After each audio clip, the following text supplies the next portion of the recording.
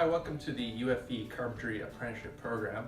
Today we're going to show you how to properly install this window here into our mock-up opening.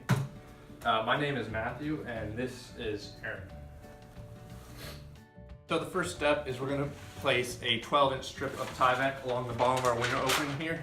And an important thing to note is you only want to staple this top edge here so that afterwards when you put the building wrap on, you can lift this up and slip it underneath. Now we're going to put on 6-inch corner squares right here, and before you apply your gator skin or blue skin, you want to pre-prime any of your surfaces, your wood or your Tyvek.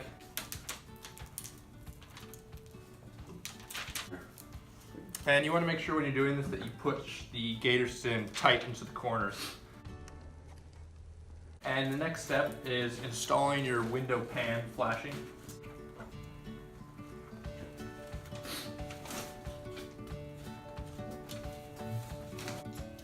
And he's going to take his knife and score the inside corner there about a 1/4 inch out from the sill, making sure he doesn't cut the gator skin underneath.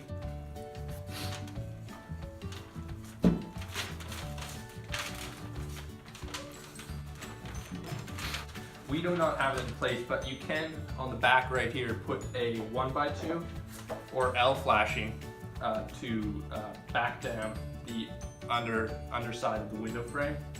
In that case, the blue skin would go over this. We're just going to caulk the blue skin to the underside of the window frame to seal it. Now we're going to put on the side strips of Tyvek.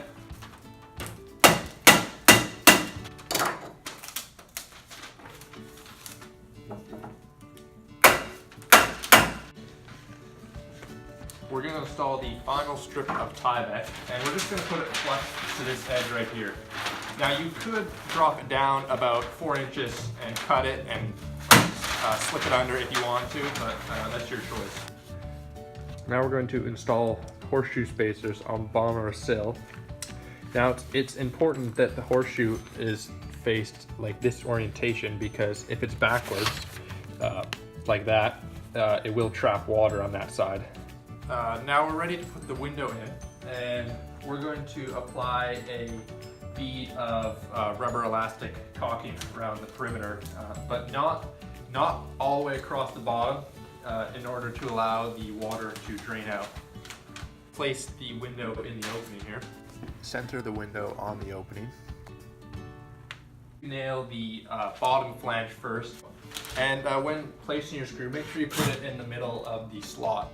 And you want to make sure the window is square so that this slider can close properly. So we're going to go ahead and fasten the side jamb. And when fastening the top flange, you do not nail into the slots here, because the deflection from your lintel could potentially bow the top of your window.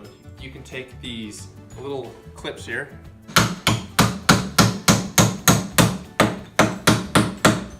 and they hold the window from coming out, but still allow it to move in a vertical motion. Once we're happy with the position of our window, we're going to slide horseshoes underneath the bottom flange so that water can drain out freely. For added measure of safety, you're going to want to tape the flange here to the Tyvek, and you do not need to tape the bottom so that the window can drain. Just going to do this. Now after the flashing is installed, when you come back through with your house wrap, lap the house wrap over the top of your flashing and tape it to it right there. You're ready for trim. The top of it is going to align just above your groove like that, and the bottom runs straight through. When putting the top piece of trim on, as you can see, the end dam there interferes with it, so you're going to want to put just a saw curve right there on the back and a little bit into the front so that it just sits down just above this line right here. The final step on our window install here is we need to seal the inside. So on the sides and top, we're going to apply backer rod It's important that the back rod is a little bit bigger than our gap so that when you push it in, it stays in place. And when pushing the backer rod in, make sure that you only push it just a little bit below the surface, just enough room to caulk so that you still have enough room for drainage behind it. And next, you would apply caulking around all four sides of the window. And we didn't apply backer rod to the bottom because the gap was not very big. And so that's fine just to caulk, you don't need any backer rod there.